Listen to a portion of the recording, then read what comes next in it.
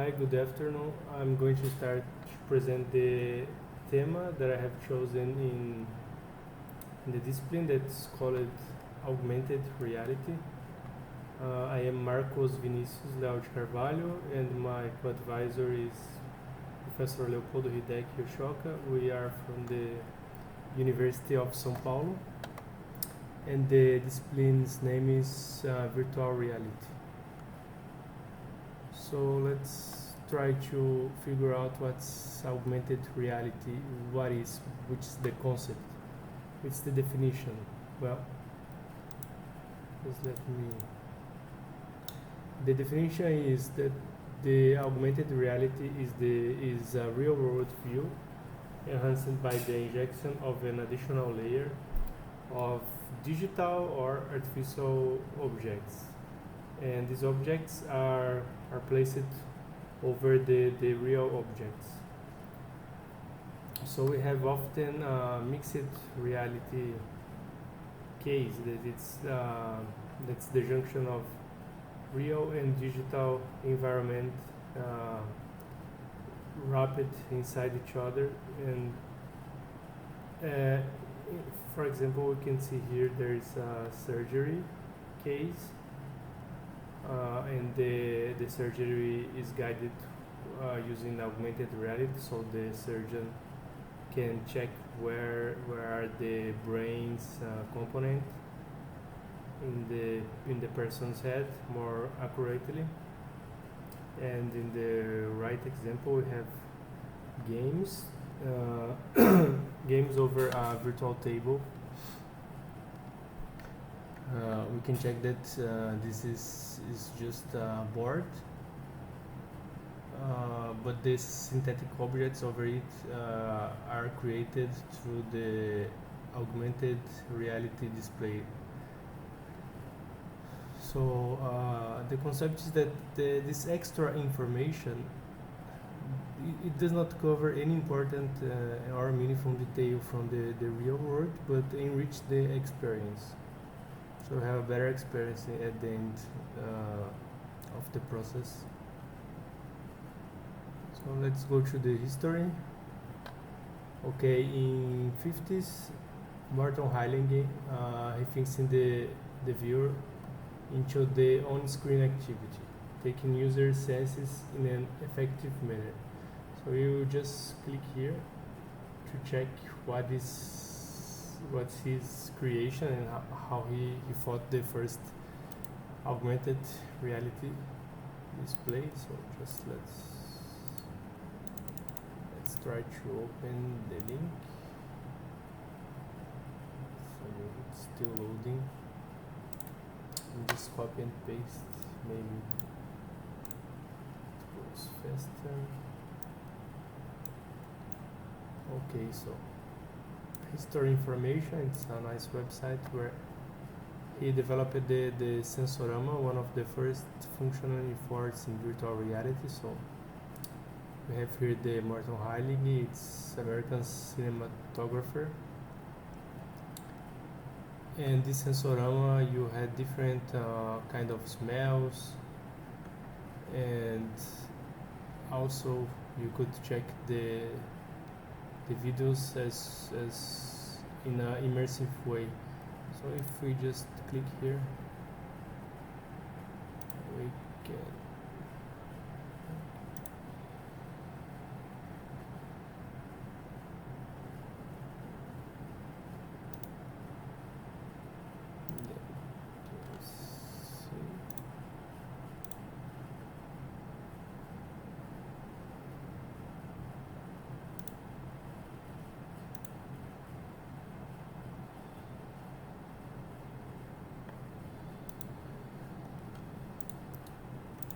So if you wish to see this video later, Mr. Martins just explained his device, and basically the users can sense as he or she was in the scene, was driving the motorcycle. So let's make here. So in 1968, Sutherland invented the head-mounted display, This display was used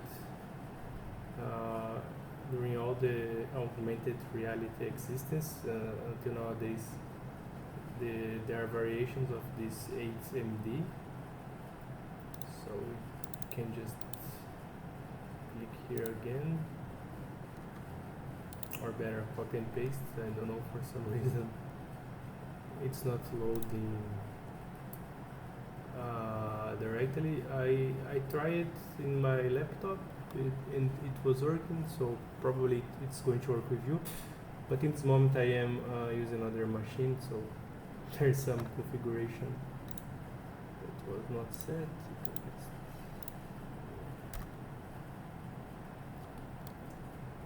So this was the first virtual reality head mounted display, and then you can check the history and other related device.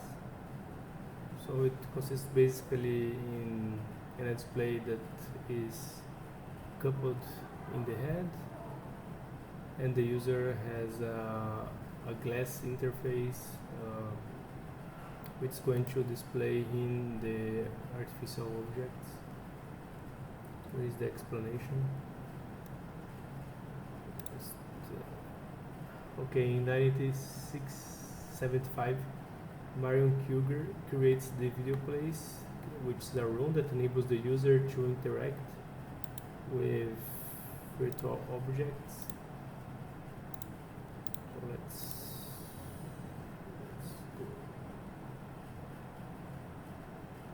Okay, this video place, I don't know if is there a video here, but there is just the explanation. I guess here's the video.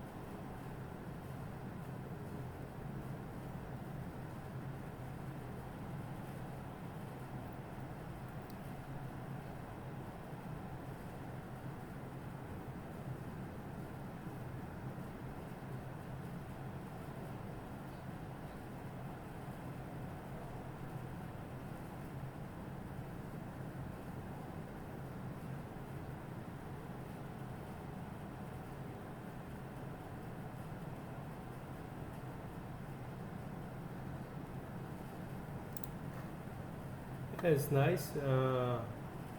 As we were able to see, people interact in an artificial shadow world, I would say. Well, later the Boeing's researchers they developed the first augmented reality device. At least it was called the first time of this official term, augmented reality. With the goal to assist the workers during the assembly of wires and cables in the aircraft. As this was the first considered official augmented reality device, I have detailed in the next slide. So we can skip for this moment. And in 1992, there was a presentation of the major paper on our augmented reality system prototype that was named Karma. Let's check here.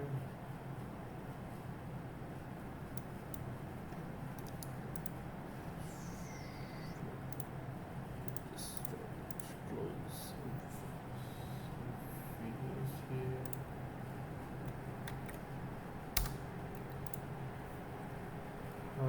Okay, so here we have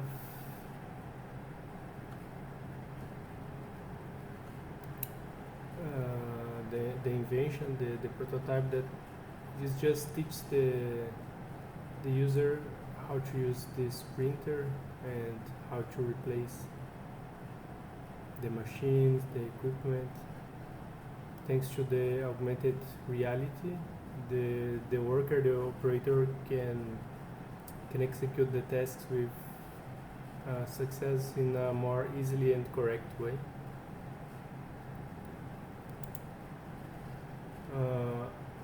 In 1999,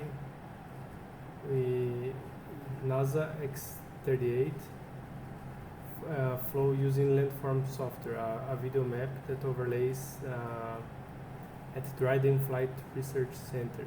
So we can just check here again.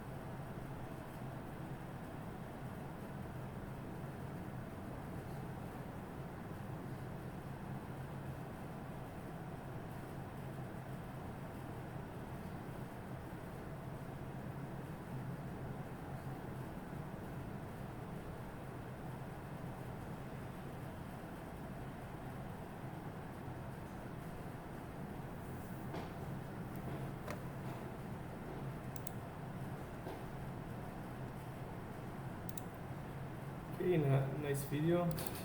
So this research center, we can check here.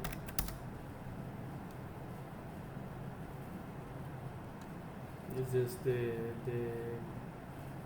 NASA Center for testing the aerodynamic from the airplanes and these softwares and algorithms of augmented reality. So, coming to this century, Bruce Thomas produced the first automobile AR game, that's the AR Quake. Just open the AR Quake.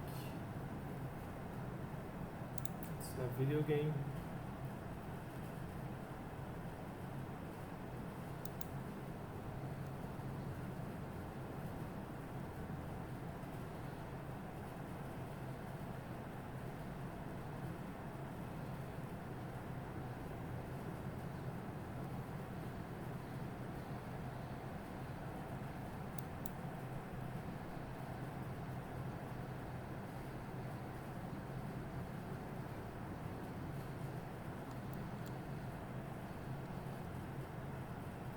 So I guess we don't need any legend for that.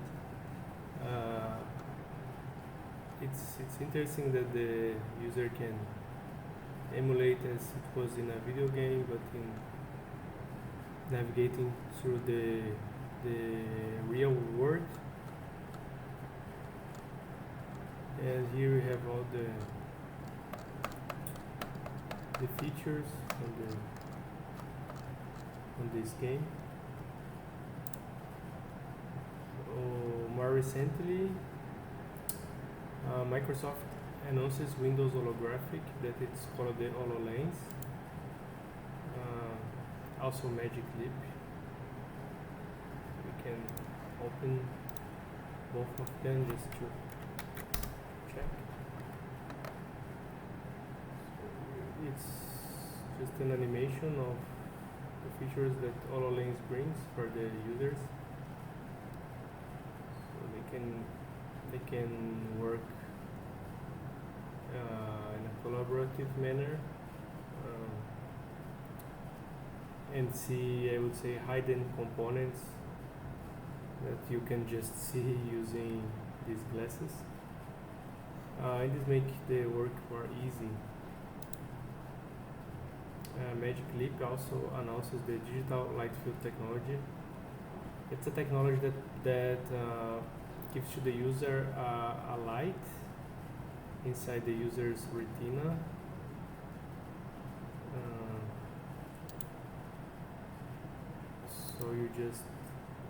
So you can see directly artificial objects placed also in the real world.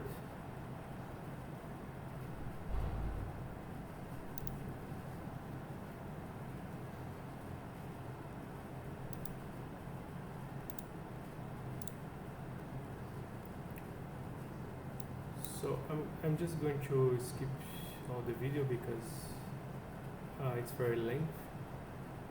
So we can just go to the interesting features. So let me check here. So here an application in the mid-scene. Let's see. So you can just check your emails while you are walking around your office. It's amazing.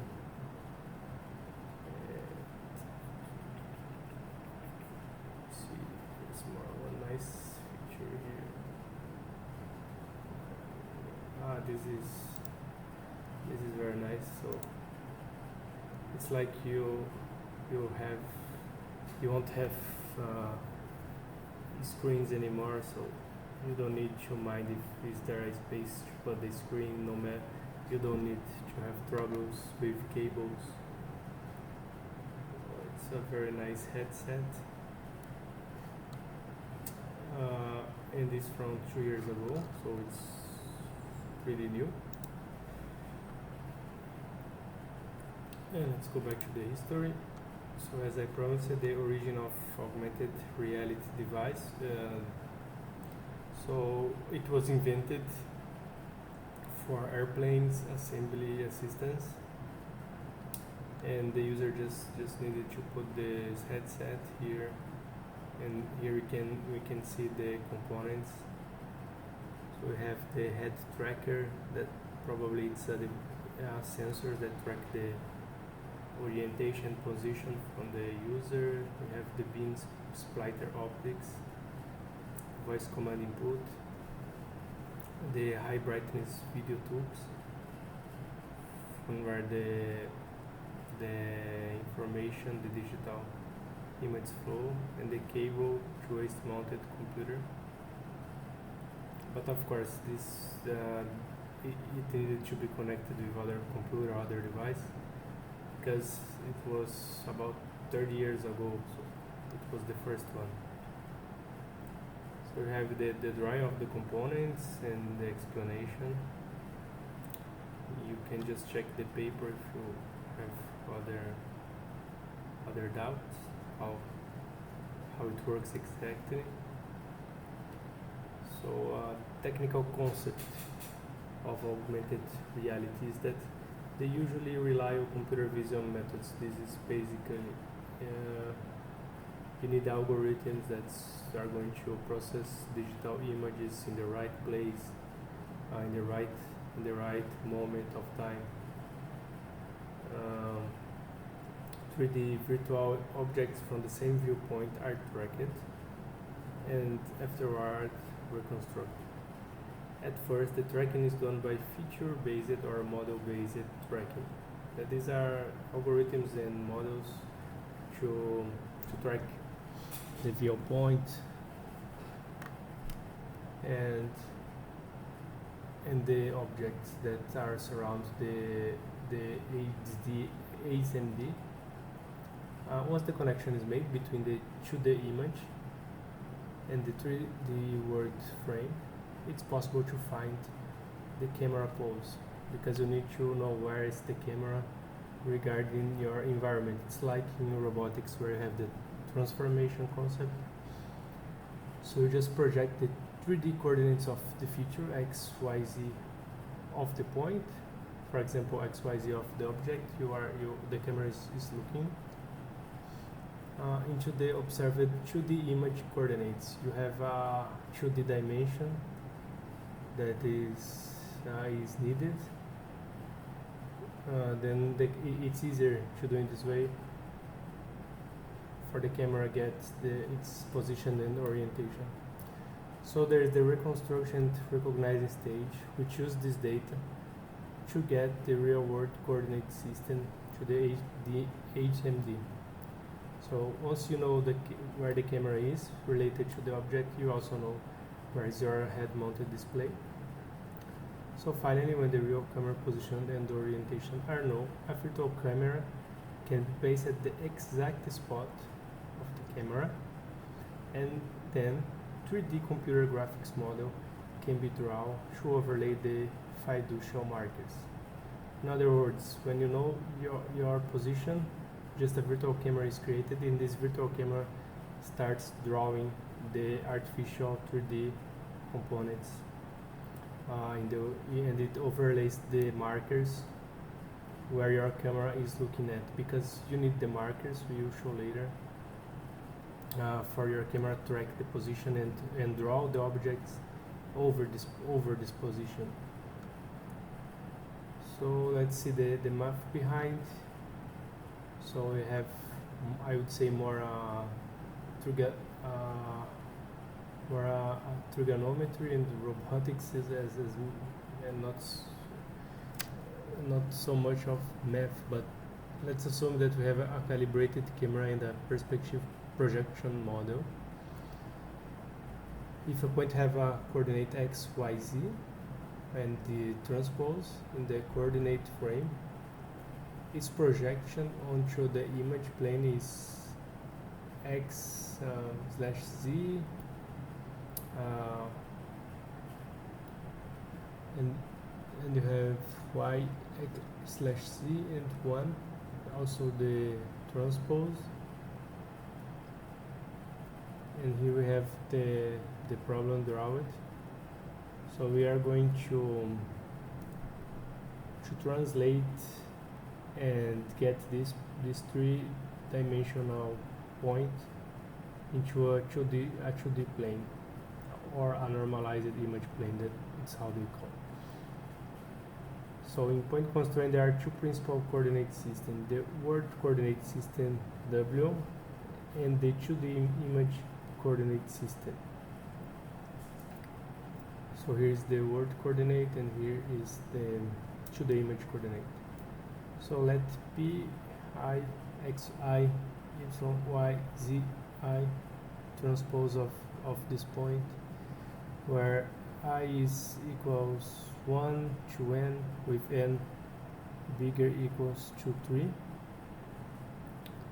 be a set of 3D non-collinear reference points in the world frame coordinate, and key I X I Y Y Z I be the corresponding camera space coordinates. Pi and Ki are related by the transformation. Ki equals matrix of rotation Pi plus translation matrix Ki.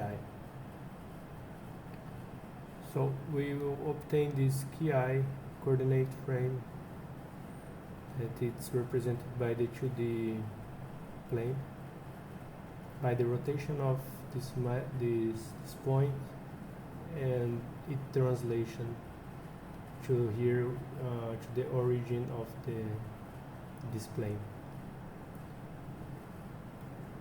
So here we have the rotation matrix and the translation matrix respectively.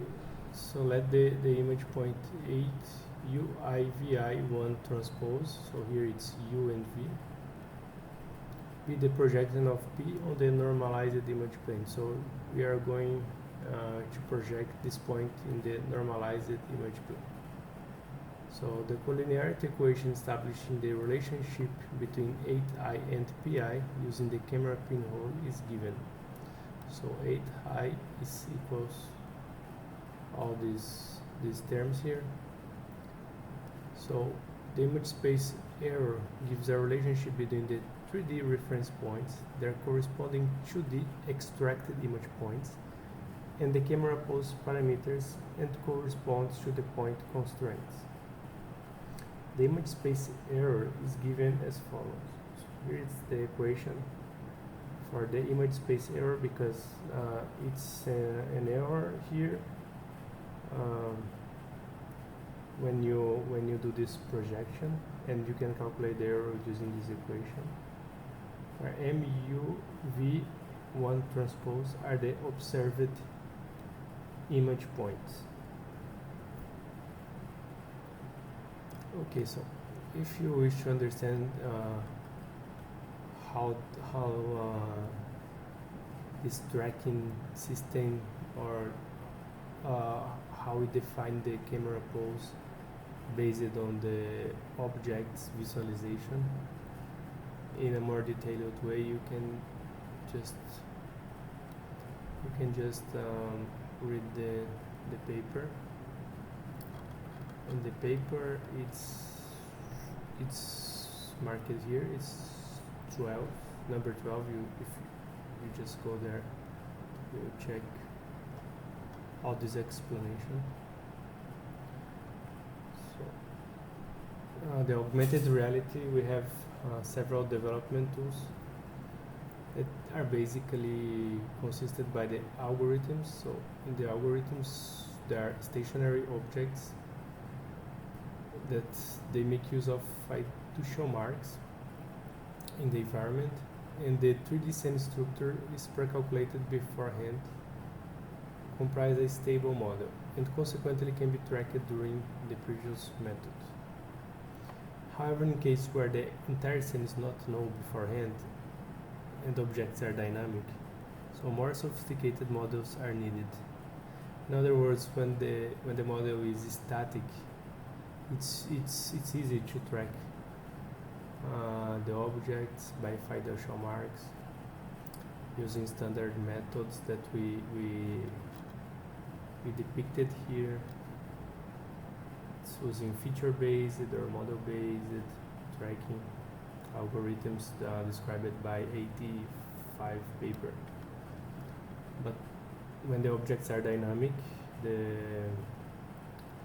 other approximations are needed, other approaches are needed. So one of them, it's simultaneous localization and mapping, that it's known as SLAM. We can go through these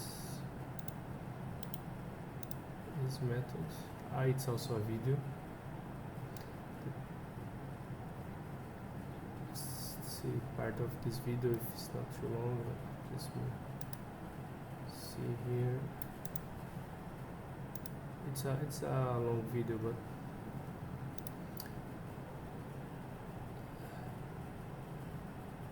sorry. So here there is all the explanation. There are use cases where the guy explained how a robot simultaneously localizes itself, of course using sensors and the algorithms, so the robot know where it is. In the case of augmented reality, it's the same principle. So the display know where it is related to the world, and don't lose itself.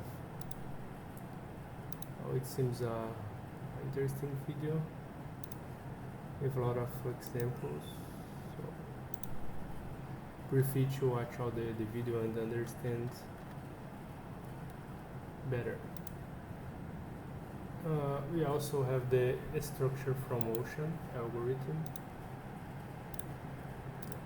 Just copy and paste here.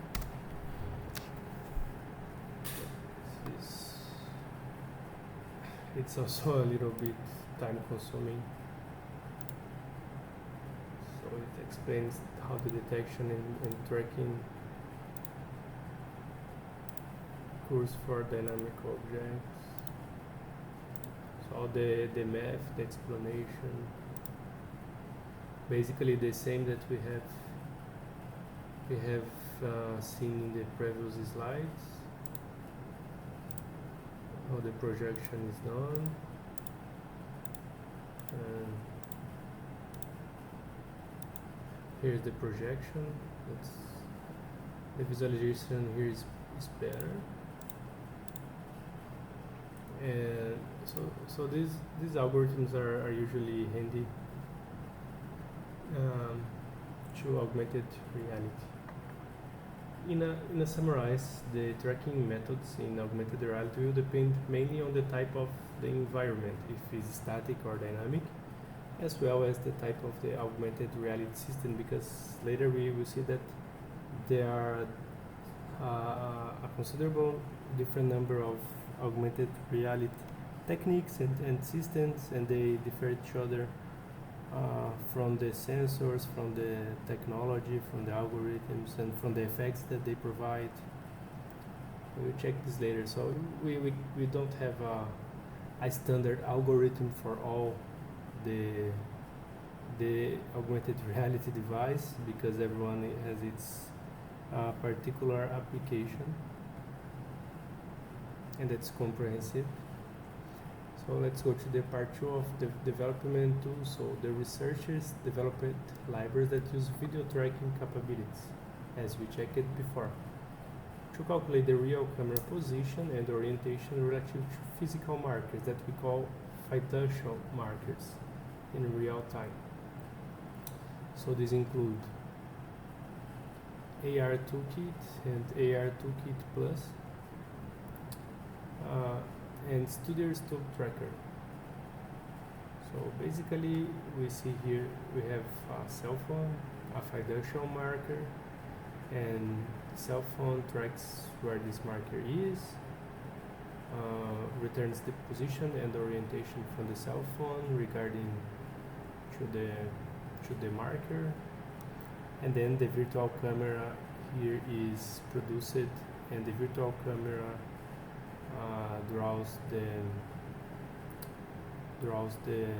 here the virtual camera is created, and this virtual camera draws the digital object, and then we can finally see this digital object in our augmented reality cell phone.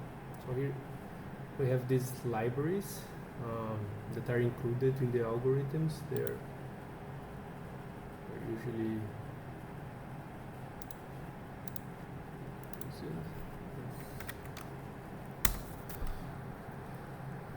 okay, so here you have the GitHub page. So it's not too easy to develop libraries like this, so you just use them, and you have some prerequisites if you wish to try. Maybe they have some examples here.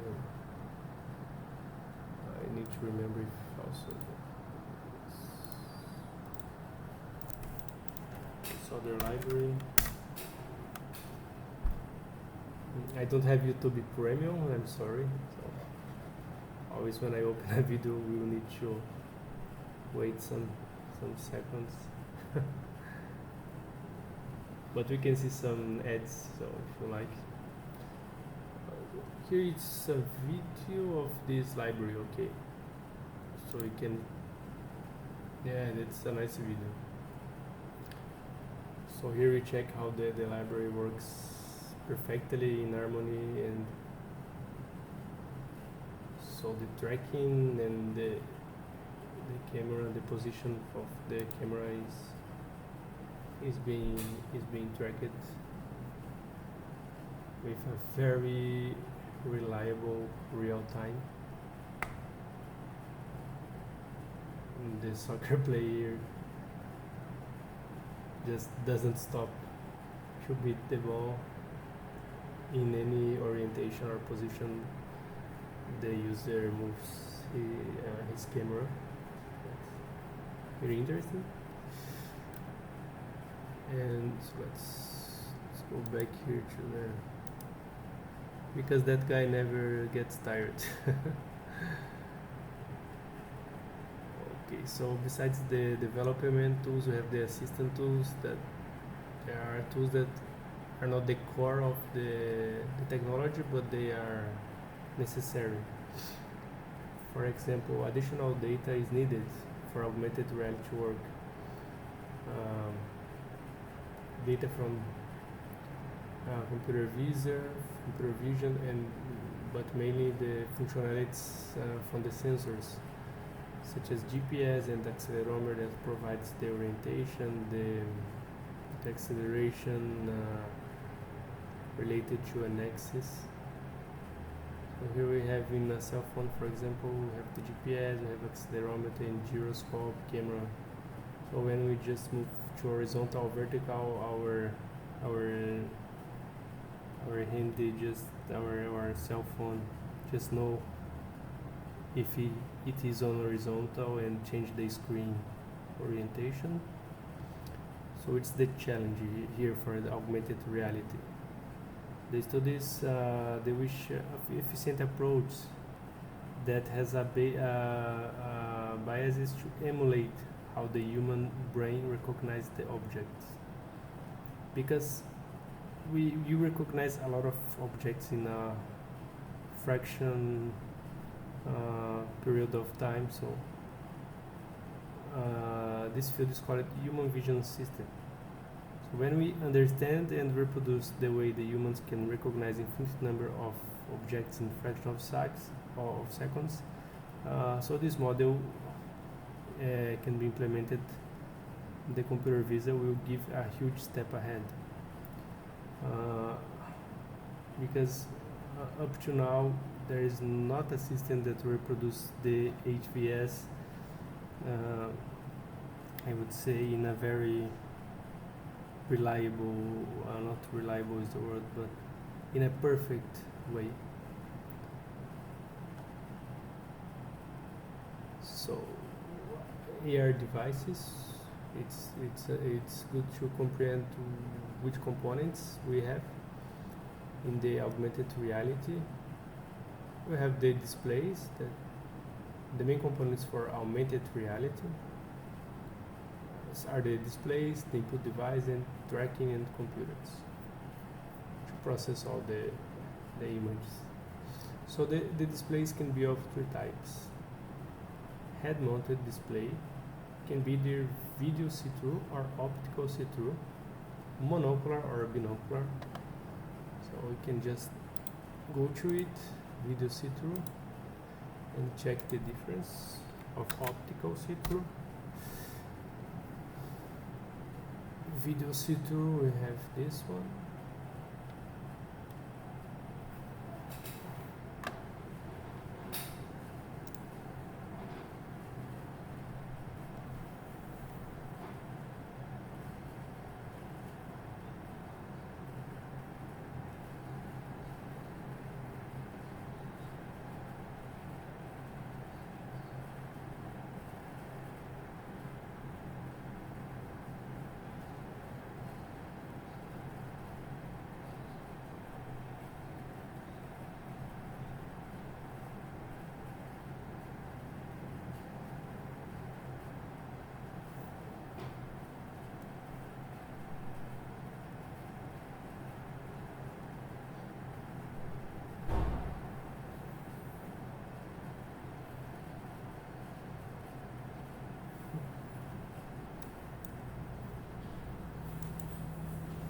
That's really awesome.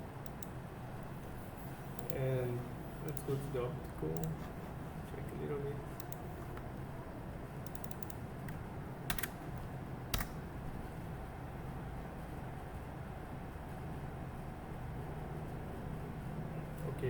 it would be this optical see-through device.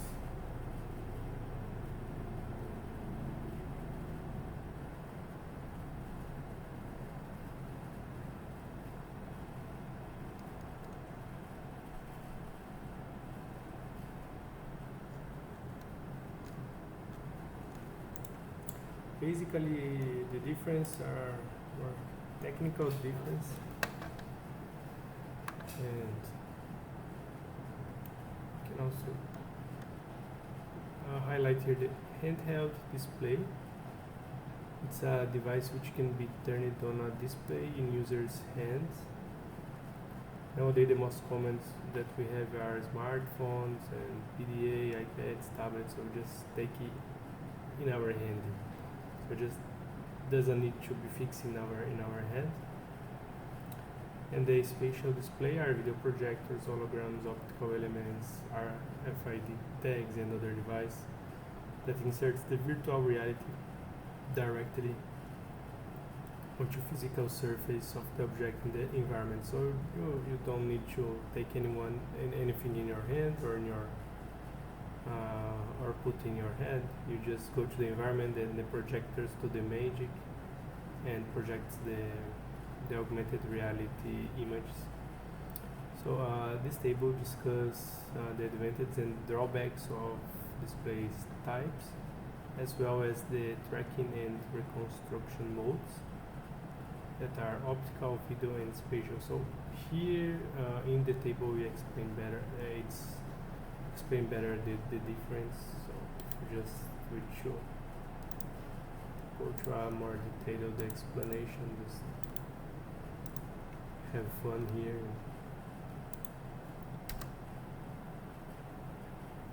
I have stored the tables from the articles in this cloud. Okay, so it's not being possible to see. We need to download. Okay. So here we have the types of displays and the different technologies.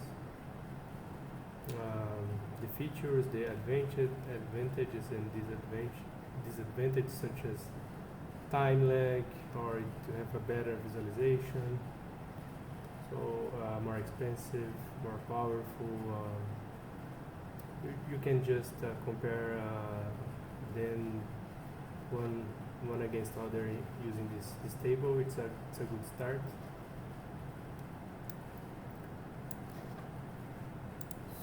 So let's go to other augmented reality devices, other components. So let's go to the input devices. The input device depends on the augmented reality. It's wrong here, I'm sorry.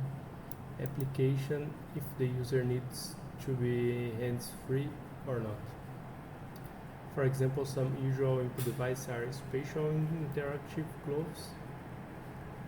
I have some picture of these gloves here. And the gloves are equipped with 3 markers. As we can see here, it's a very peculiar glove, and they are able to track the hands in a wide range of orientations. Let's see the example.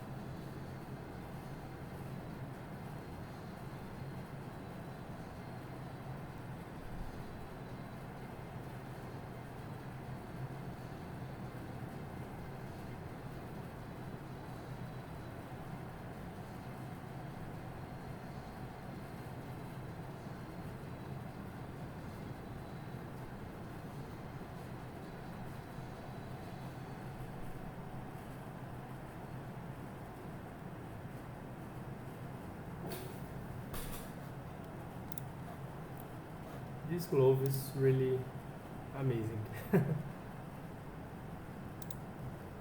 Well, as we checked, we have also wireless wristband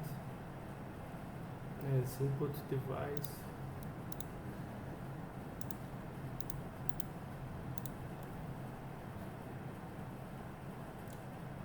Okay, this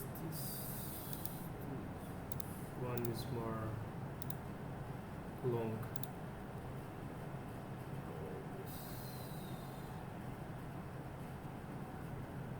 Let's check. So it's input because of this. You just give commands to your reality using the device.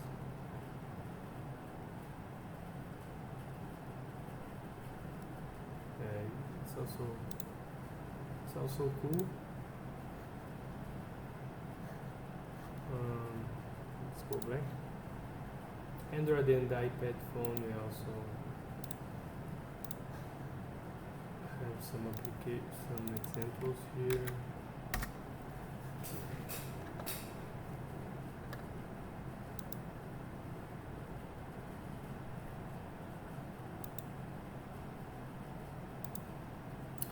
In this video, I guess they showed the LiDAR technology.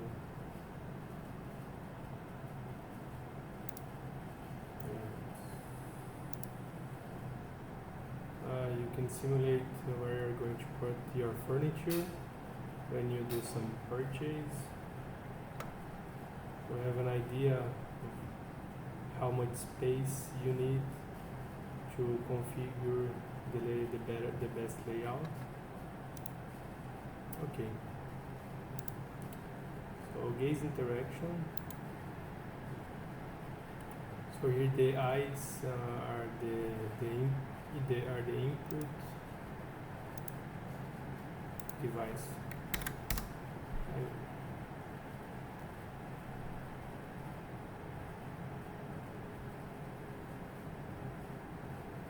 More ads.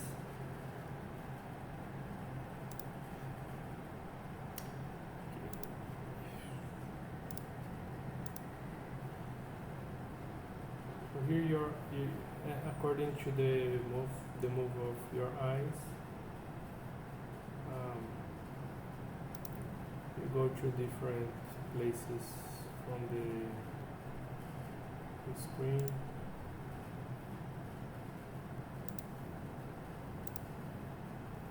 Let's see if there's more.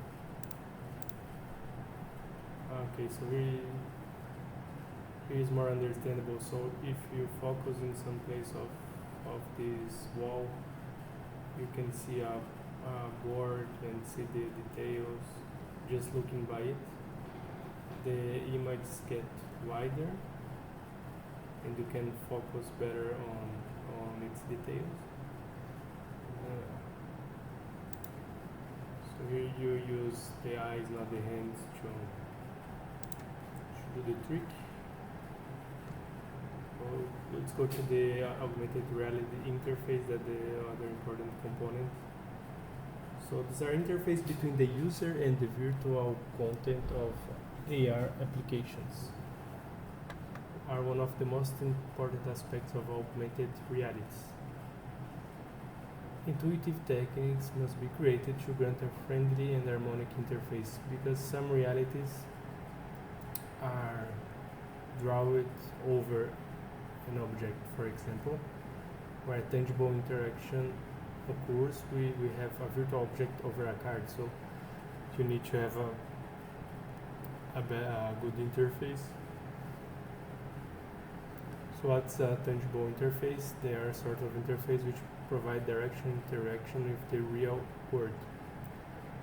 So I have this living room interaction application. You can check in 39 article, and Tapuma, that it's a computer intuition interface, and this computer he understands what the user wishes to do, or which information the user wishes to capture. So let's check this video of this tangible interface here.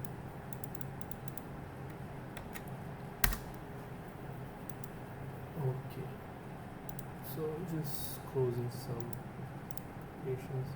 Ah, sorry, I closed the. Okay, here is Tapuma. It was developed 14 years ago. So where the user puts the ability and say, okay, I wish to go to take this flight, or where is a bank near here. So the user just put his object and get information from this interface. It's like, okay, you put some watch there, and it's going to show you where you have watch stores or glasses stores, for example, or where is the parking lot for you take your car. The computer just tries to understand what the users wish.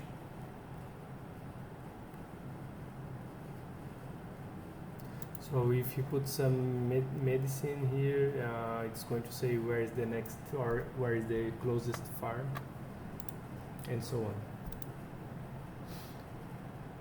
And this tangible interface must provide a good and smooth interface with the user.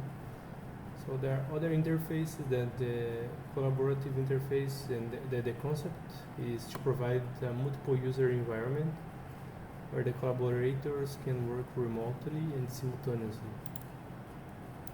So we can just go here again. More ads.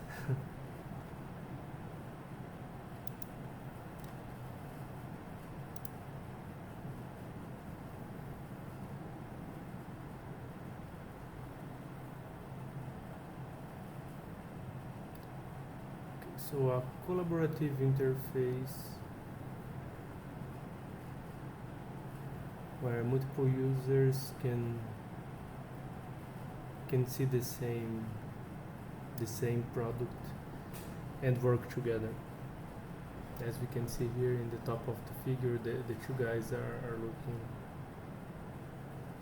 to different aspects and parts of the motor, of the engine, I'm sorry. And so they can collaborate with each other and say, the problem is here, or we should make a screw smaller.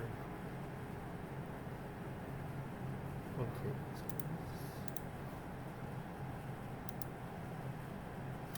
In the figure, the teacher and student, they are studying together in a collaborative interface, so it's easier for the teacher to display and to explain some content that it's better described visually, and so they share the same task area. So hybrid interfaces, it combines an assortment of different but complementary interfaces. So you don't have just a visual interface, but also audio, head track, etc., as well as the possibility to interact with a wide range of interaction devices. So we have more devices connected with the users.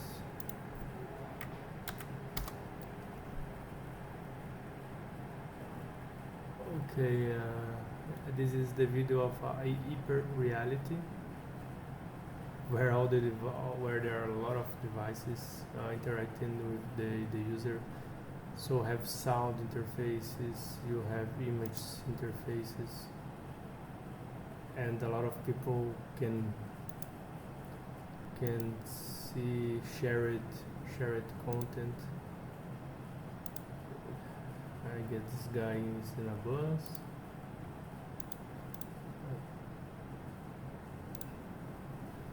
It's inside a supermarket.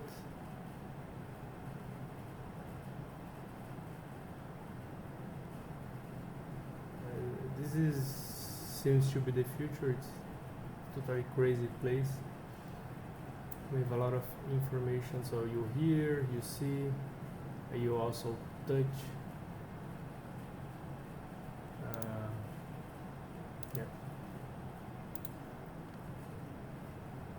Or multimodal interfaces, the more one type of interfaces merge real objects input with natural language and behaviors. So you can use different inputs such as speech, touch, natural gestures, or gaze. So the interface will accept different inputs. We have this MIT 60 Sense wearable gestural interface, one of the first interfaces of this type that was developed. Let's check here.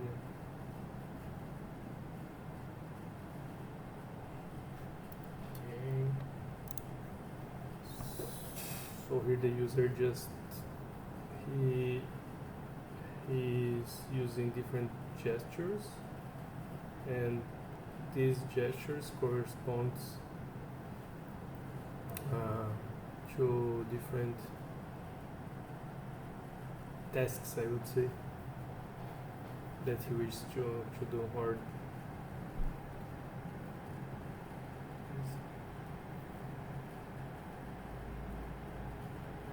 can zoom.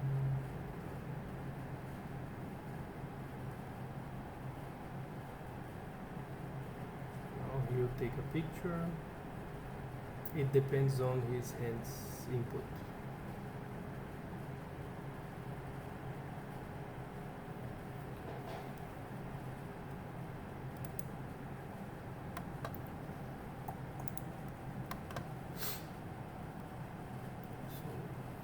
Gaze and blink interaction that we saw, the user blinks or gaze, and the interface tracks his eyes. We have here the geometry transform of AR device for the eye track application. So to understand better how the device tracks the eyes move, intuitively we can check in this image the coordinate transformations and the marker, the camera. For better understanding, you just go through this paper, because it's pretty complex explanation. So let's go to the transitional interfaces. What they are, back and forth. Milligram and Caixano point out that computer interface can place on a continuum according to how much of the user's word is generated by the computer. AR technology can be used to transition user smoothly along this continuum. So what happens is that we have our real environment to the left and the virtual environment to the right. And as we come to the middle, we have mixed reality, more to left augmented reality, and more to right we have virtual reality or augmented virtuality.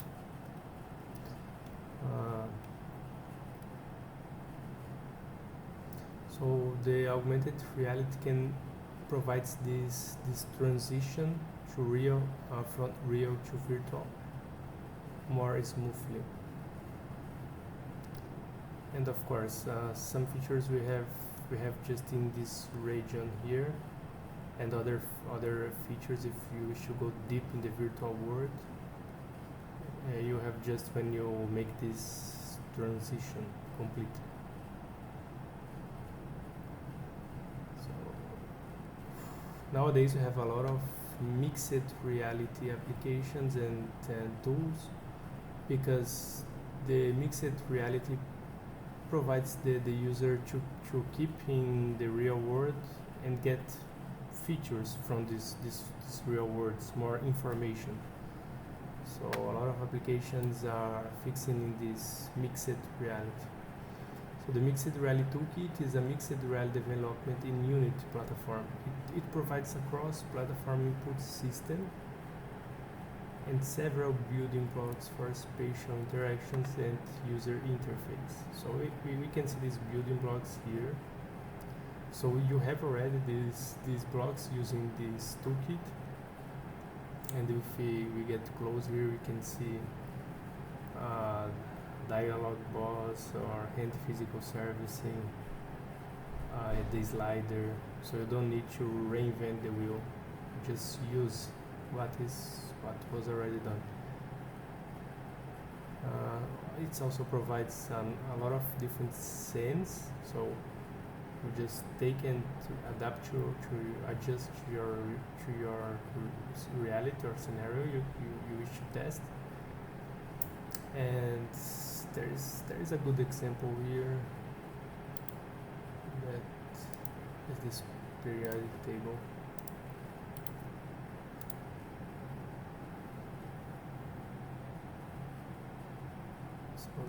Mixed reality application. So just you are studying a library and decides to understand some chemical element. So a good example of mixed reality.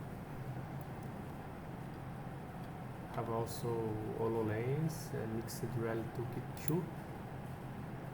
That is the optimization of the toolkit 1. Okay, just check here. So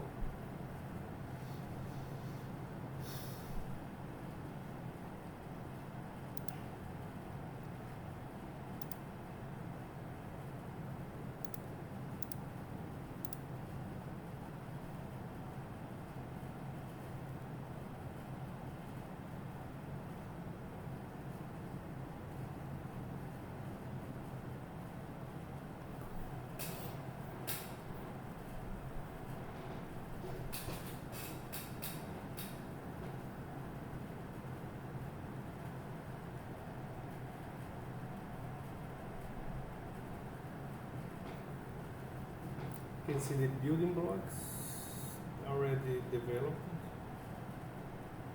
We just change the icons format.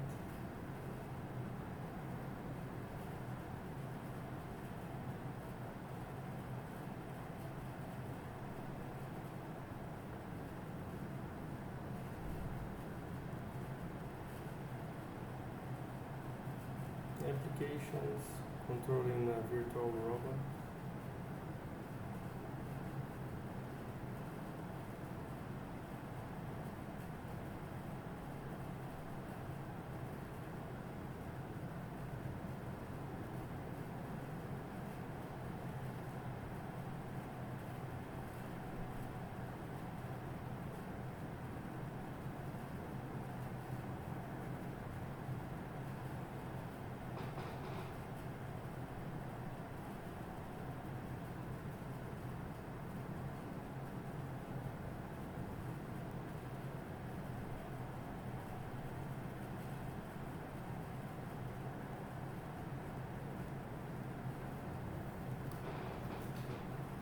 Okay, I guess we got the idea. So let's keep on here. So augmented reality systems, let's say the categories, what they are. They can be divided into 5 categories: fixed indoor systems, fixed outdoor systems, mobile indoor systems, or mobile outdoor systems, and finally mobile indoor and outdoor systems. The type of the system will directly influence in the setup of its components, such as to make use of GPS or not, because if you have an indoor environment, you won't need to use GPS because you can have other sensors, and in some place the GPS won't work. So it's going to influence the type of display the application will need and the device inputs. And this study was done by Carmigiani, and he presented also a study that relates the categories with the type of tracking techniques, with the types of displays and interfaces, and the relationship is presented in the following tables. You can check again these tables very quickly. So here you have tables with the system type, if it's outdoor, mobile, the methods, the tracking devices, and sensors, GPS, wireless, mechanical, which is more suitable for each case. Let me see here the other explanation, the display types, the relationship with the device, the sensors, also the meaning of the abbreviations used in on the tables.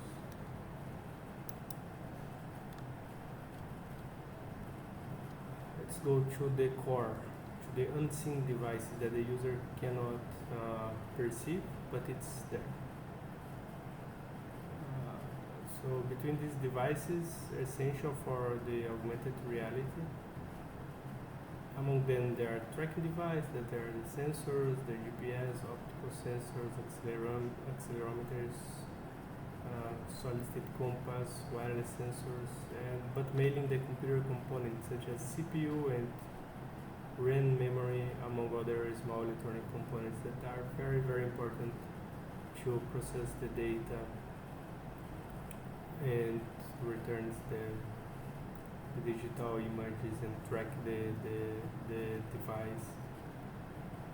Also, Carmigiani summarized it and compared the usual tracking devices in this table.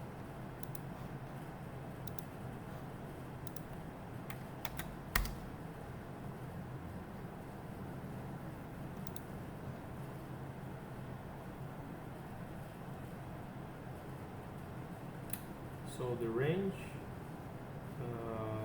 setup time, precision, time, and environment, which they are more suitable to work. So there is this comparison here.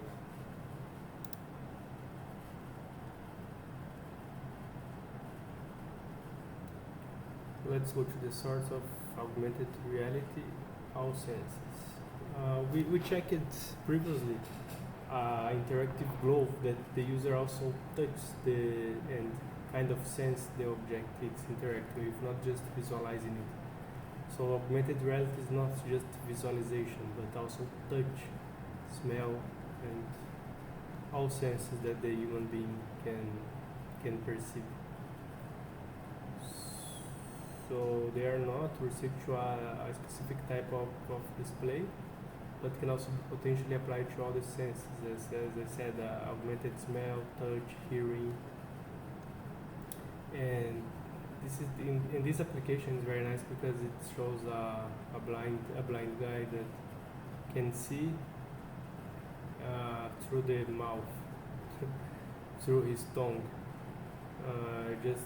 just because it converts the signals. The tongue have the possibility to send electric signals to the brain, and then the guy here can understand what's in front of here using the camera and using these signals. You can check here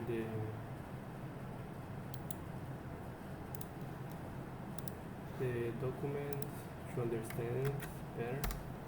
I'm going there to the video, so you can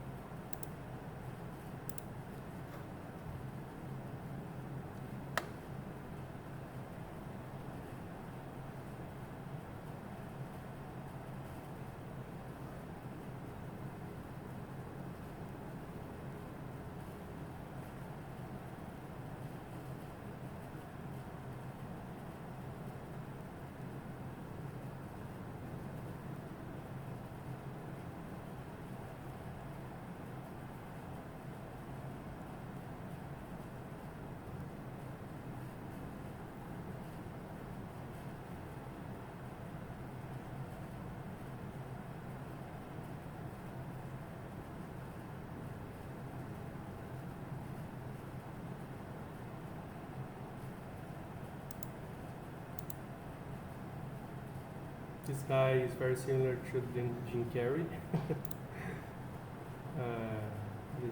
Just kidding, but fantastic technology. In this work, I have not. I didn't present all the types of augmented reality. I would say possibilities, because professors Marcelo Zuffa and Roseli, they have already presented in detail different use cases of augmented reality, so you just need to go through other documents. So here we have, they have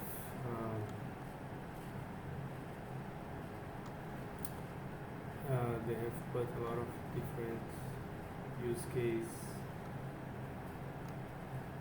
and types of different technologies. So it's a markers or a system, no optical image system. So you can just check here the difference, the different applications, use case, and audio, R system, epic, and a lot of different possibilities. So just go there and see. So let's go to the source of AR, more technically again, subjective versus objective point of view. So regarding the user point of view, the interaction can vary according to the user's point of view. So the augmented reality can be in first person point of view. That's the subjective point of view, in which the participants see the real and augmented world as folk they are seeing it from their own eyes. So it is in front of them. The device is let's say connected directly with the eyes, and in front of these virtual eyes they see the objects. They are the first person view. And the objective view, the participants, they see themselves in the environment and interacting with the environment. So they look at a projected or some other type of large monitor, for example, a kind of mirror or a screen, and then they see this virtual reality, but not directly from their eyes. For the equipment that are close to their eyes, I mean. The equipment can be more distant, I say, it's other point of view. Because the augmented reality is created on the screen here. The guy looking here, he thinks he's in the, he can see he's in another place surrounded with people, and he's projected in this screen. The same here, they are looking to a mirror here or a screen, and when they look to this screen that we can see here in the figure, they see themselves projected in this screen, in this mirror, and near these dinosaurs.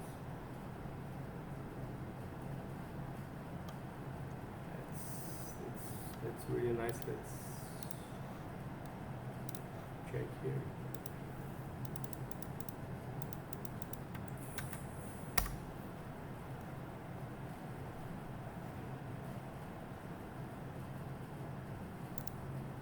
This projection.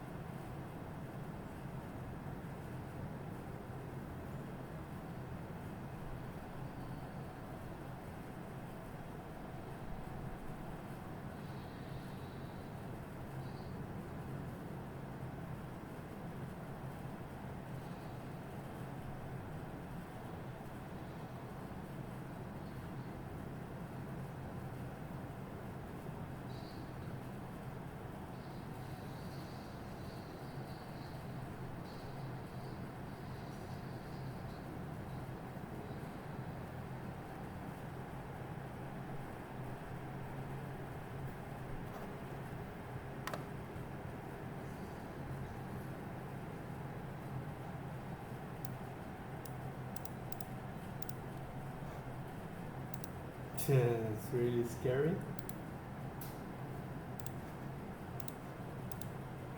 Okay.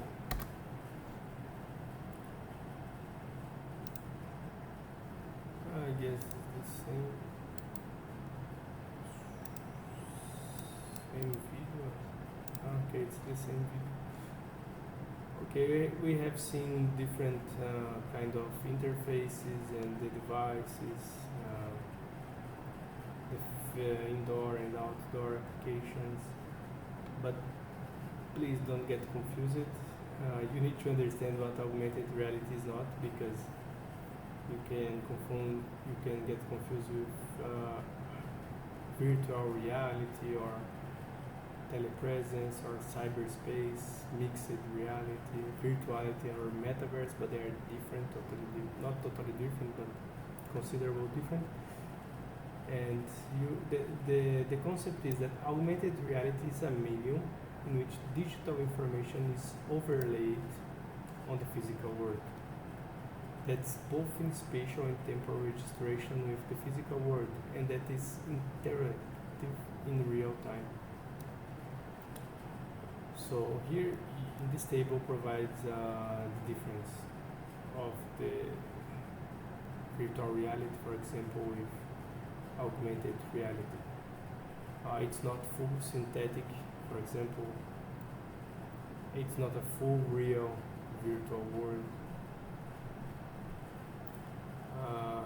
And other real-time interactive, they are both yes, but here spatial registration critical maybe, and here no. So you have difference that you can distinguish better when you see one application for another. Okay, this is virtual reality, this is cyberspace, this is telepresence.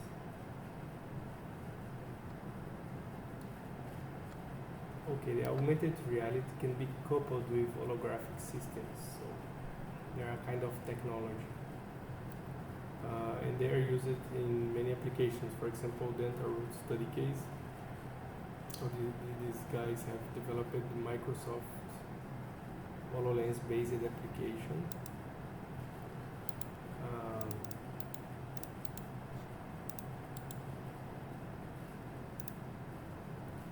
That enabled 3D display of the internal anatomy of dental roots. And this equipment comprises computers, cameras, microphones, speakers, and holographic projectors. So the depth cameras analyze the entire environment around the user. Afterward, the microcomputer decides on a way of displaying a hologram so that it's compatible with the environment. So the computer and the algorithms, the cameras decides where does it must to put the holography. And then it's put here, and you can see the root from the teeth. And this is good for students because they can understand better the morphology, and then they can develop better techniques, and they can go more precisely to the problem of the patient, and they can train. So experimental hologram is projected in the operating room of the dental office. So it can get the tools here and, for example, emulate some surgery in the hologram. That's really nice.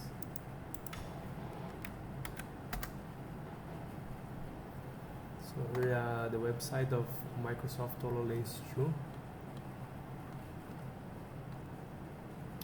Here you can see how this holography works. So this guy, for example, is learning how to fix this machine, this arm of this robotics arm, and he sees holography here. And let's see if there's videos here in the medicine, I guess.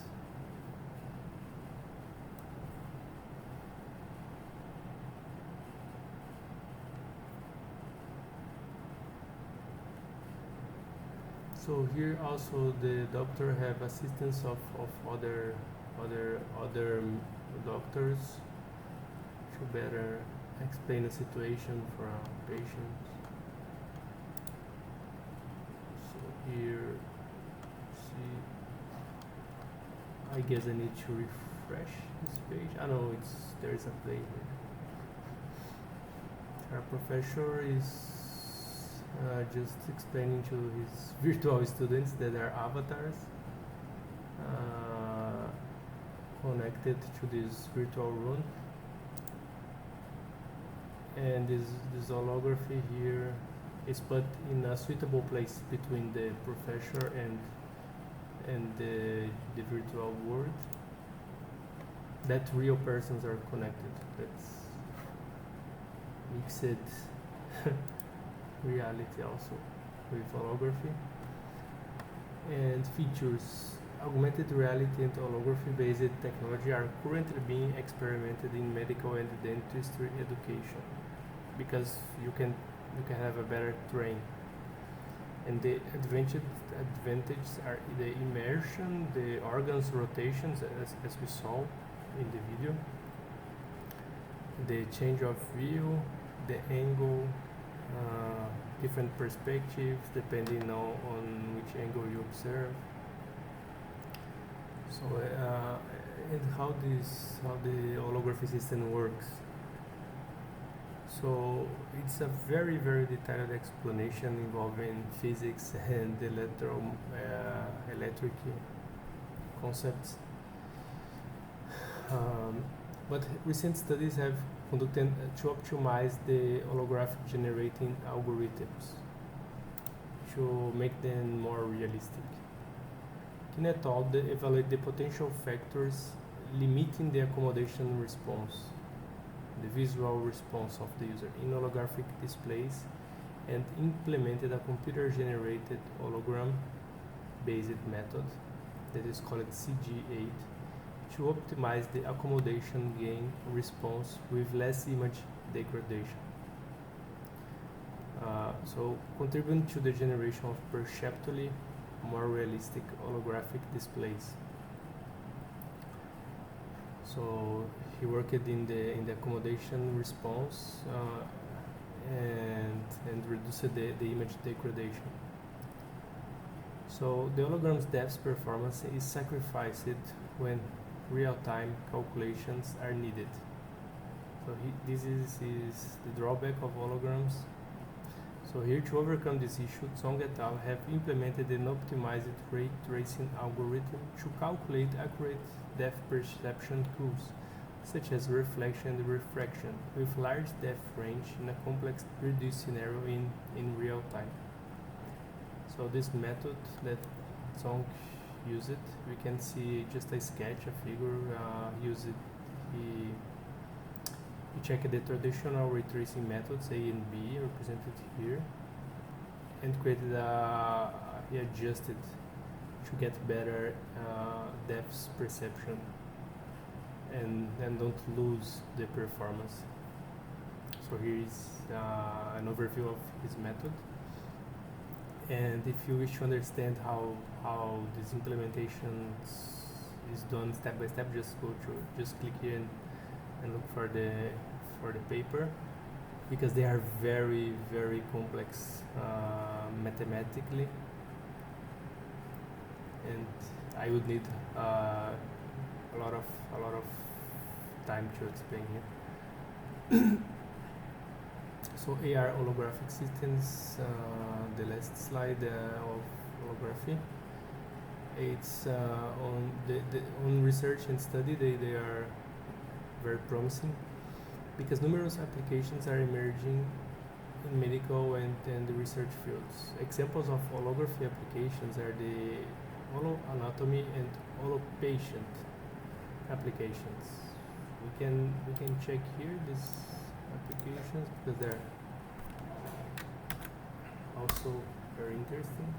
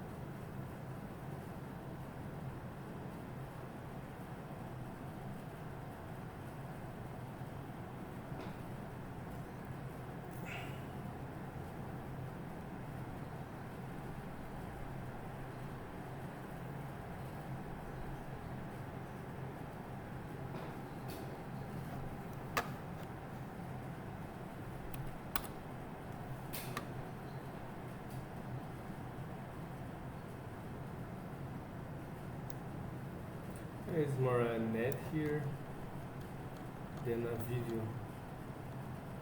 But as you can check the articles here.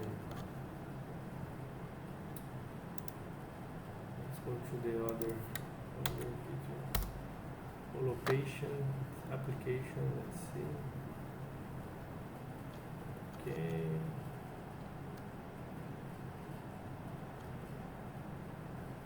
I guess here there are nice videos.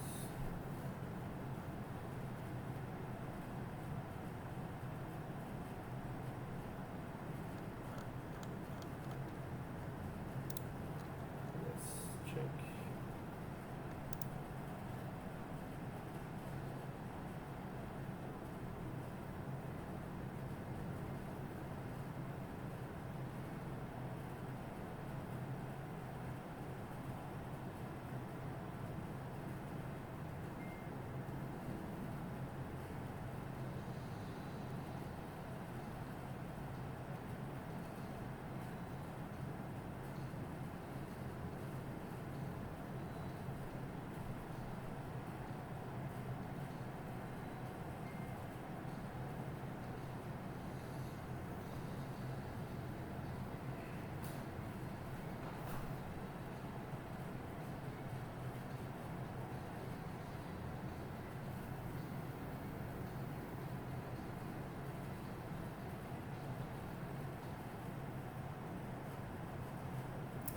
Okay, there are more videos, but as far as I understood, the patient is also virtual, is an hologram. That's amazing for training the doctors. Okay, using these apps, the student can access the anatomy of an organ, introspect it, and get more visual details than ever before. That's true. That's completely true, as we have seen. Also, Lee believes that holography is already part of learning, and it favors the interaction between teachers and students, as well as the creation of new ideas and solutions. Okay, in this article, he explains why the holography is better for learning and interact. And here we have a view of a futuristic wonder book that the child just read some history chapter about some war, and magically he will see in a hologram this war as it has really occurred, and not just in her imagination. That's good because sometimes we read something from biology or math, for example, and we don't understand what's really happening, and maybe we get some wrong idea, and then we go to the test and explaining there wrongly, but because we couldn't see what really happens. So let's see this wonder book.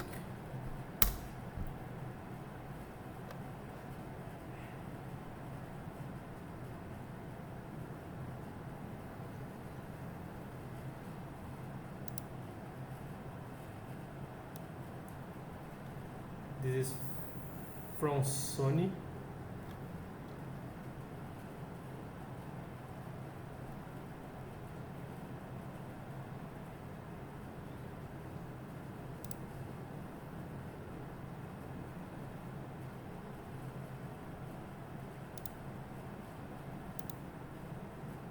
So here they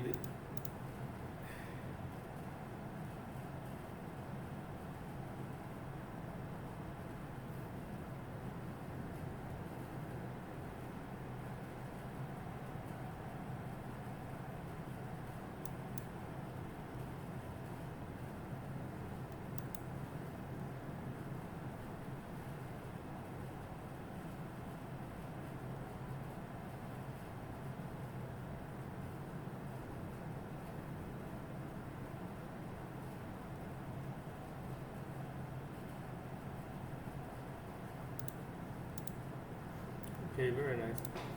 Here the application was all one screen, but here that's why I said futuristic, because still does not exist.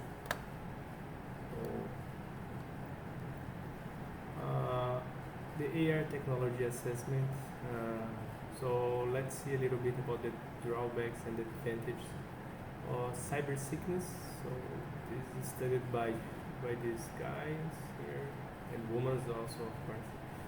Dizzy and disorientation, expensive GPUs and hardware. That's why you don't see in our city, in the train bus, in our school a lot, because it's very expensive. Hard work on development of SLM and CG8 based algorithms. This is hard work in, coding, developing these algorithms, because they need to be very robust to avoid this cyber sickness, dizzy, and also to reduce the costs. And mild eye strain, let's see, get your fatigue in your eye, get stressed, headaches and motion sickness also. So the main drawbacks were studied by these papers. There are also other drawbacks, but these are just the main ones. Also, but let's see the advantages. The advantages are, we have seen in the videos, it's the precise three-dimensional telepresence, that we can interact with a multi-group sharing the same workspace, and we can see by different perspectives and orientations this model with a very good depth information. It's better than just 2D image. We also can rotate and zoom the holograms. We can get additional information of the content that we couldn't have before. So the augmented reality technology is really the future, and I guess already the present. So which are the discussion, the important themes that we need to highlight? Because the AR is becoming a reality, so there are some topics that need to overcome and to adjust to the laws. Also, social acceptance, that the AR implementation must be subtle, discreet, and unobtrusive. Because the portable device must not disrupt the user from the main load of work, and much less disturb surrounding people around the AR device in public environments. Of course, if you distract a lot because of the nice features this technology brings, for example, the holography in books, the child can forget to read all the book because it's nice to see that video repeatedly, the 3D image, and then you lose some concentration. But of course, mainly in dangerous industrial works or medical, it cannot disturb or bother the other users for sound interactions or also visual. Must have a natural interaction. The system must be able to interact with the user in a natural way, of course, to avoid the dizziness, cyber sickness, and also choose acceptable devices. For example, the user can just perform slide gesture with the hand to interact with the object's interface. However, a device that requires speech recognition, they are not suitable to be used in public space, because you are going to disturb other people, so they are not so proper. And therefore, the scientists must study which is the best method, the best input method, and acceptable socially for the interaction. So we can go to the fashion acceptance. The industry faces a daily enemy, hard enemy, that is to overcome the unnecessary and old-fashioned devices from AR. Nobody likes to use a heavy and weird helmet to have the augmented reality features. Also, colored handprints on fingers is stranger, and it's strange. Weird gloves and maybe ear devices on their body and clothing, because we are not in the circles, but this technology is to be used in the industry, in the medical, in the universities, and on the bus. And the principal, the main characteristic is the privacy. That's the interaction the content display must be viewed just by the own user, ideally. However, many AR interfaces are a common spot. So the user must be able to opt when sharing the content or not. Otherwise, you are losing your privacy. And there are contents that you don't want to share because they can be a secret of industry or very personal. So the AR limitations. Why is AR still not widespread? And we checked the disadvantages, the topics that it needs to overcome, and let's see why it's not widespread, why is not everyone using it. So Huertas en Inglesa focus on surveying the AR's limitations to comprehend why the AR technology is still not widely used. Their work tracked the AR's impediments through the usage of technology acceptance models and technology readiness tools. So they explained the impediments using these acceptance models. So let's check here what these impediments really mean.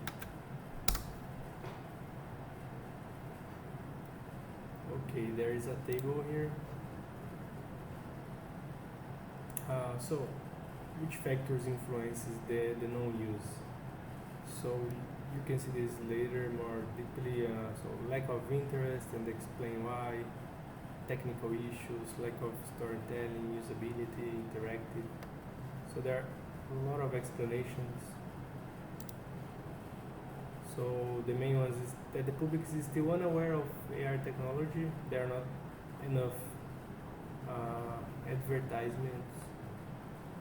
Lack of authenticity. People prefer to see the world as it is. Mainly the more elderly people. Lack of enjoyment, lack of interactivity, lack of quality in the information. People claimed in this article the user's skills are insufficient to use the application. So lack of usability, people doesn't know how to use. Also technical issues. This study covered the AR for tourism. So it's a specific application. Specifically for reproducing the amphitheater circles in the Temple of August of the Roman city Tarragona. The survey covered people of all ages, tourists, and local inhabitants. Therefore, the non-usage acceptance of this technology had different reasons for each user. So, as there are different reasons, the industry must work in these different reasons and to overcome all these problems, such as put more advertisements or work in the technical issues or train more people or make the usage easier. So we have seen the technical concepts and a lot of stuff from AR. Let's see now the applications. More deeply, application for self-driving cars. So we have deep learning with AR data. Yes, they are working already together. The Ori et al. Have implemented a unique method to feed a deep neural network for image detection. In this approach, virtual traffic sign data stored in a remote database is provided to the autonomous vehicle's onboard computer. So the traffic data is in this database that is remote, and this data is sent continuously considering the EV's location provided by the GPS. So simultaneously the real traffic sign data is captured by the EV's camera. So both data are sent to the deep learning algorithm for further processing. You have a redundant sign visualization for the driver, because in some regions there are fogs, the environment conditions, the rain, so the user can't see all the traffic signs correctly. So in this case, they implemented this virtual sign data that is received for the vehicle's onboard computer and displays this virtual sign for the driver. Of course, by the GPS and all this traffic sign data is stored remotely, and this database must be updated. So here we already have some similar technologies in the autonomous driving. That is the vehicle to infrastructure that's called V2I communication, and you can check the source here to understand. But basically, the vehicles share data with the infrastructure. For example, this remote database could be one infrastructure, could be considered. So the results from the article is the and in the perception layer, the feature extraction.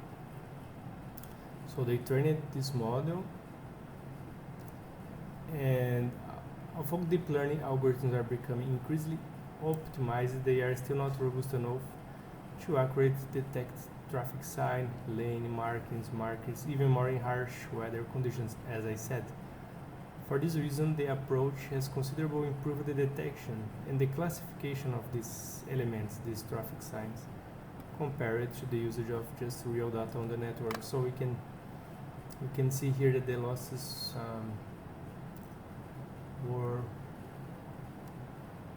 the accuracy was better. It's represented by the green line. I guess I forgot here to put here, but it's the green line represents the model with the trained model, and the loss was smaller.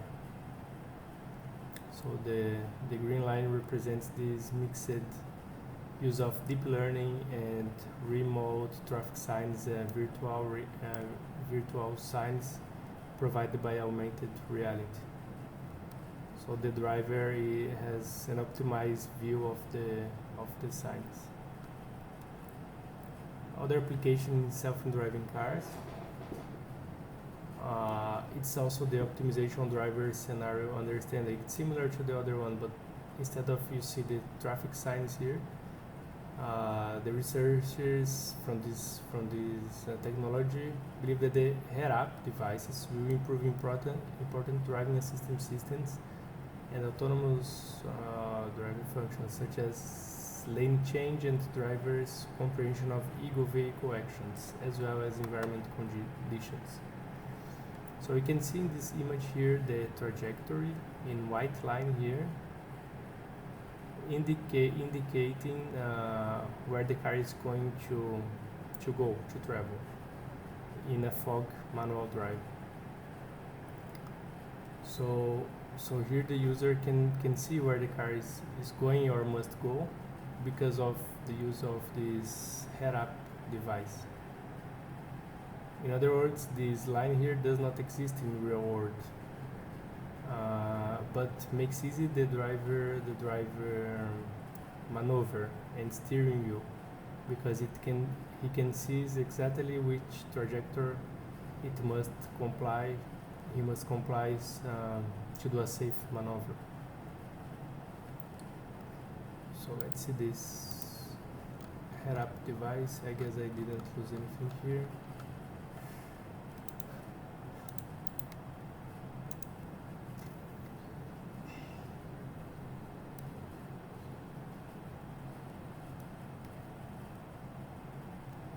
This one is from Audi.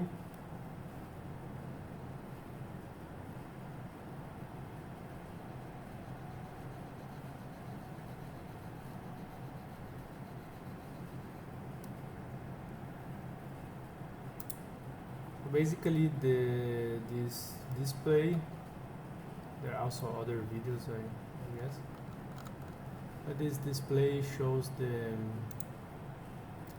the velocity that the user must use, the direction.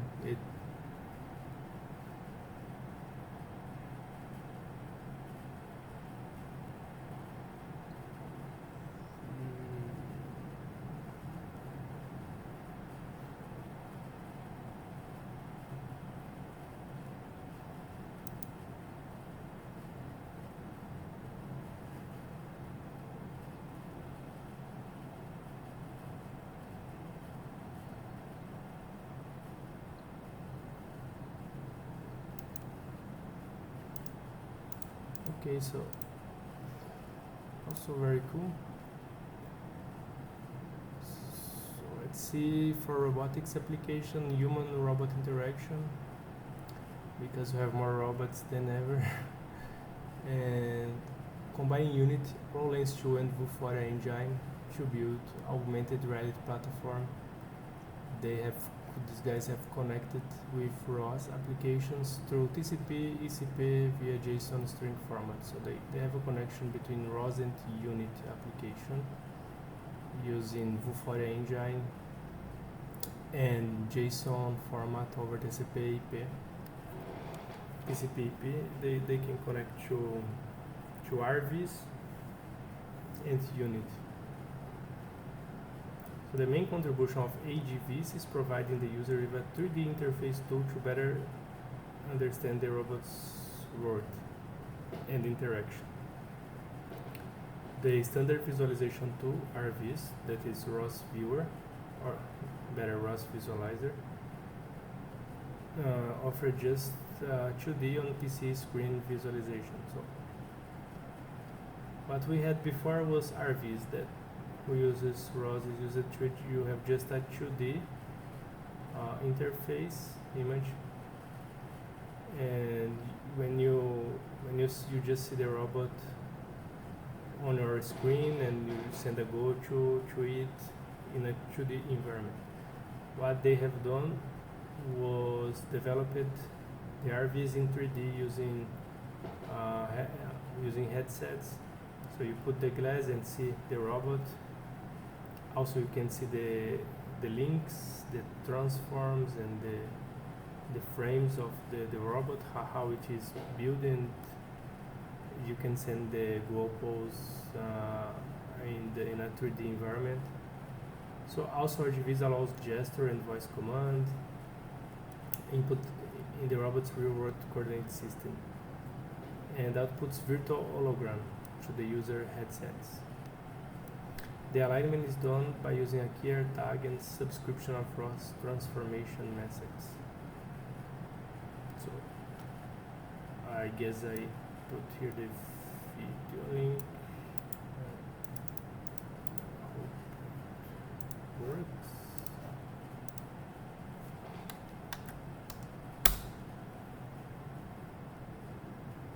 Okay.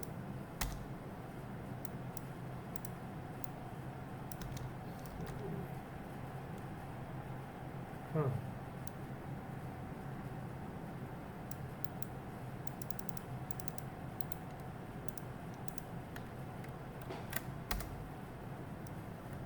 Okay, now let's see what is really still loading. Okay, so while it's loading,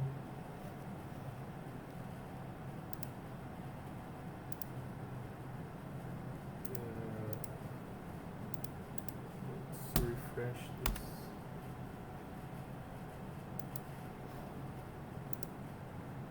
Close it out.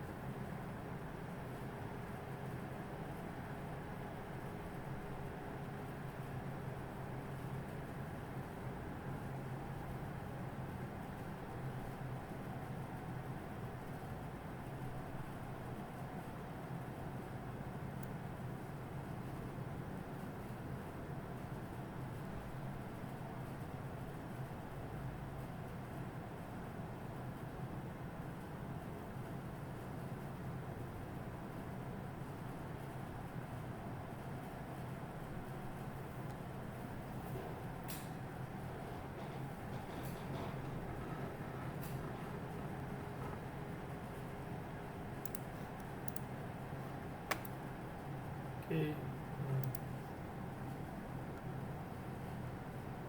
So the results is that 16 participants were surveyed with the questionnaire, and their assistant received the highest rating across 3 categories: task fluency, interest toward robots, and perceived safety. So it optimized an application of RVs.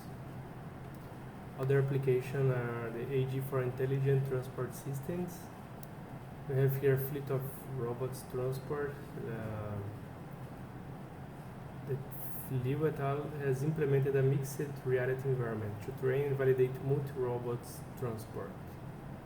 This scenario is composed by just 2 real robots and 6 virtual robots, and these robots must interchange their roundabout roads synchronously, avoiding collision, emulating real complex transport tasks. So what happens here is that augmented reality is collaborating to reduce cost, because you just have 2 real robots. You don't need to have 8 real robots to train them.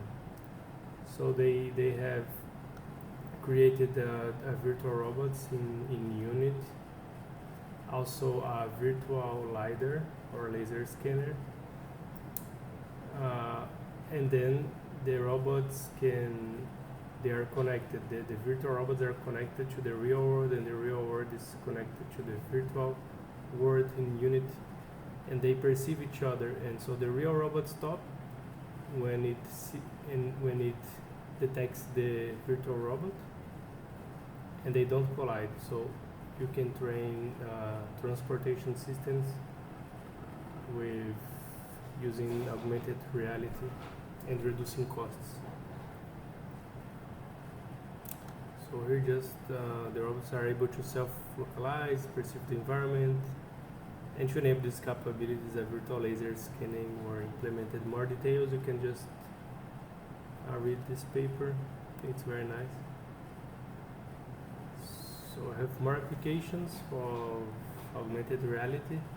So I'll develop an AR guidance system based on a prediction graph cert PGS algorithm to assist the users in efficiently finding dynamic and controlling visual targets. So it's like a maze here, not a maze, but a surveilled spot.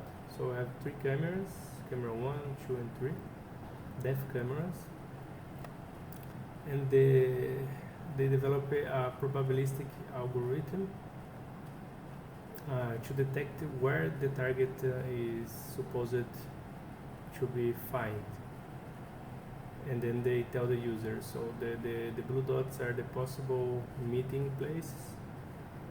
So the trajectory here, these blue dots are sent to the headset display, and the shortest path to find the target is the green one.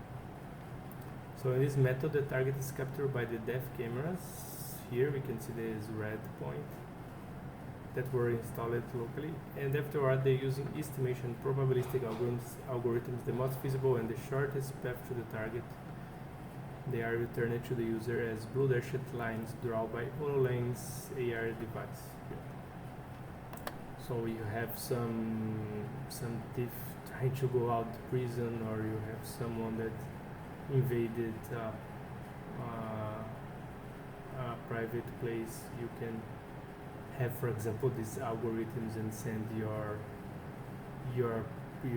policy or the robot to this place.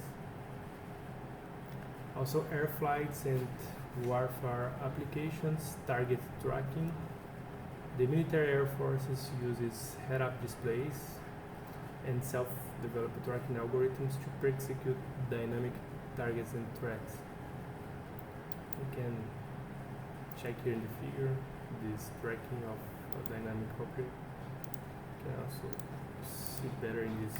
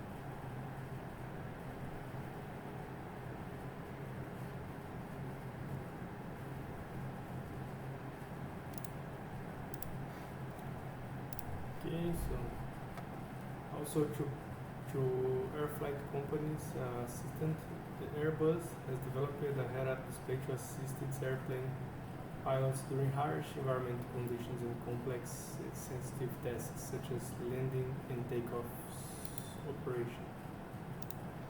Let's travel through this journey.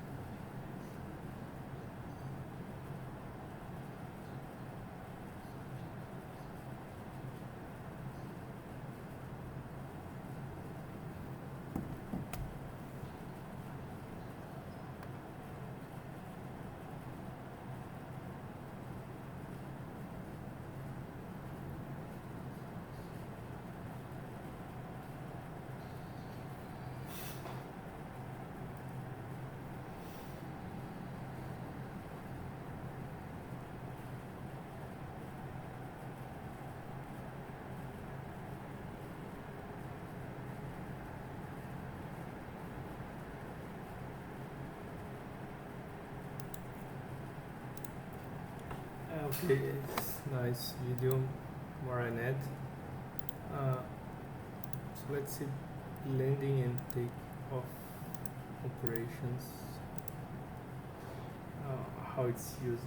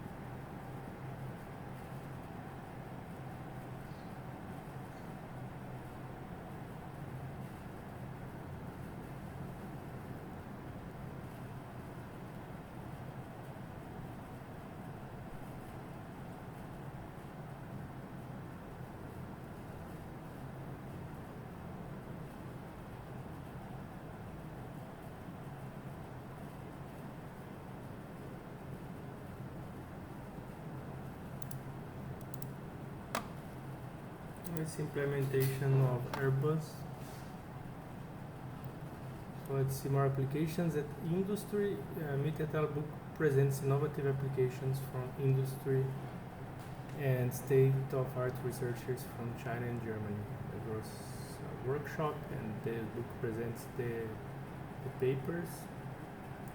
So several fields were covered in this workshop, and it's worth to highlight mechatronic systems, construction sites, immersive investigation, assembly operations, navigational systems for ships, product design, evaluation and assembly, automotive development, immersive engineering to selling. So if you are curious about the content of the papers and the applications, you can just check the papers, but I have also put some images. So if you just click here, for example, you can copy the link and paste and navigate to see the implementation. I have uploaded the kind of summarized by images of each work. So just go there and check. It's interesting. So also in medical imaging, Fan and Yang presents more than 40 papers on medical imaging and augmented reality. From this workshop's works, the following themes were covered: image processing, reconstruction and coding, statistical and shape-based segmentation, brain image analysis, cardiac model and segmentation, image registration, surgical navigation and augmented reality. So here a picture. So the patient is here, the camera is tracking the patients, and the augmented reality display can project 3D virtual images to make easy the doctor surgery. As we check in the first slide, it can see where the exact point of each organ. So this is the idea. Also, if we click here, we can get more insight and see the pictures. So the system would be something like this, and the doctor would look at this screen. So in education, the interaction for using AR becomes better. So Lee points out the importance of students work on a common workspace rather than a screen for collaborative tasks. It's noted that the group patterns using AR is better once the task space becomes a subset of the communication space. And why is this important? Because consequently the collaborators can see each other's gestures, cues, and non-verbal behaviors along with the object of study.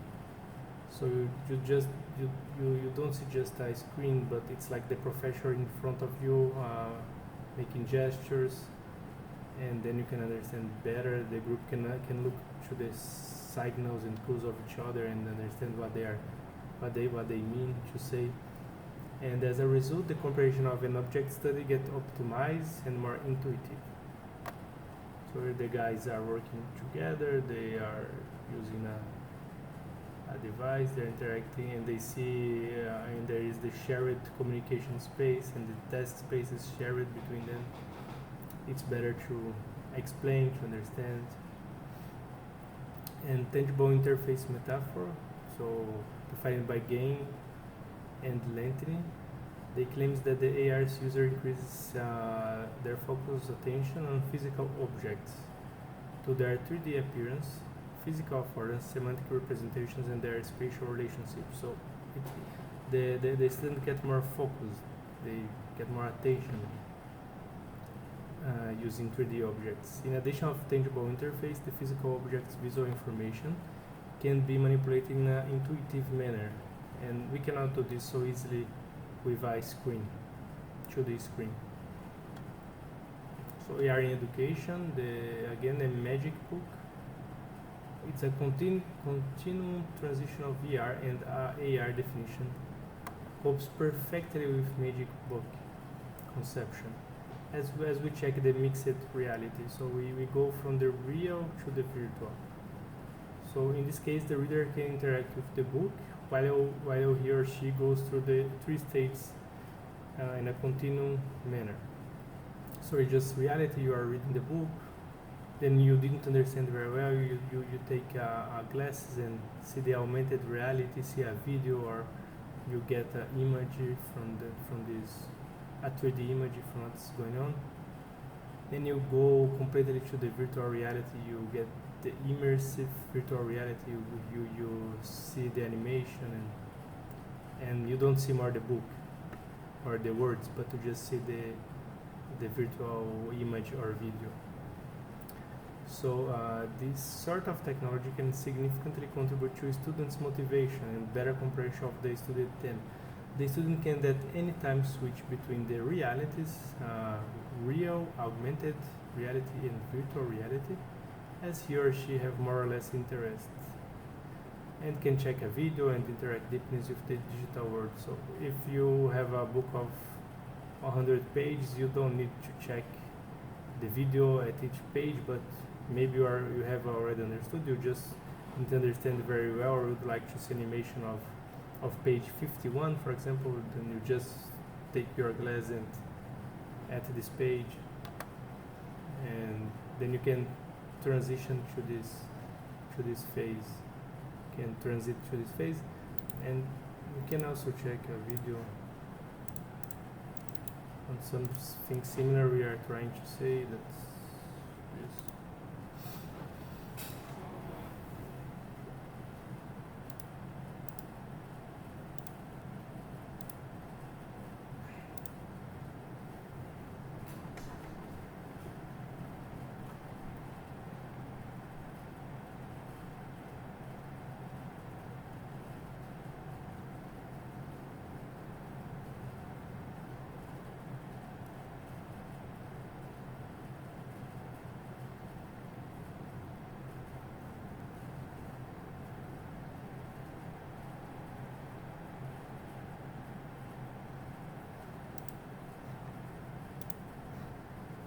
Crazy woman, let's go back here. Okay. So finally we have the augmented reality on games. So the games market is thanking the augmented reality because the video game market they have a great affection because it has enabled greater interaction between the user and the game scenario, conveying a greater sense of the game's reality, so that the user can feel more the story. I would say he can participate better from the games and interact. Everyone here, I guess, know the Pokemon Go.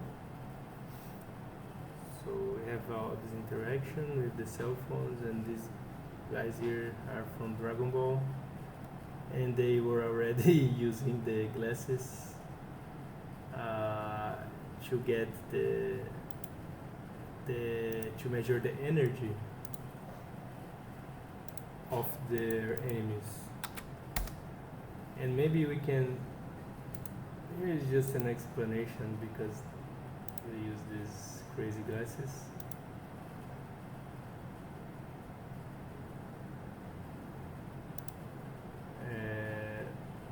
What's fun is that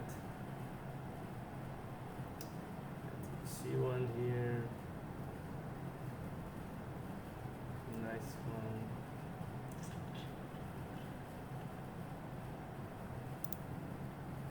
You guys here, they are using the glasses now.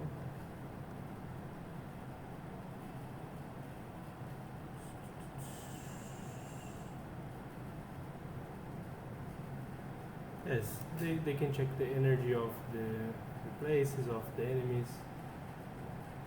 And if the professors have this device, they could measure the energy of the student during the classrooms and things like this from the soccer players, I don't know. maybe in future you can see if the player is good or not to go to the game, or if should wait, should rest. That would be nice. So the conclusion, we have seen during this class amazing realities, or better augmented realities and futuristic possibilities of AR implementations. It's important to emphasize the additional and hidden content that the AR provides that otherwise we couldn't have access without the AR technology, because it expands this content and the user's perception of the whole involved. Serving the most recent advances, we can dream with a beautiful future in which we can become real films personages, real avatars from storylines such as Matrix, for example. Why not? So, this paper is also very nice. We can go to it, but yes, it's this. Thanks very much for the. Thanks very much for the attention. I would suggest you just to finalize. This documentary is very futuristic. It's very interesting. You can just go here and check. So here are my reference. There's a lot of reference, and I didn't go very deep in all of them, but in almost of them. So thanks a lot. I hope you have understood the main idea. And yes, it's this. Thanks. Bye.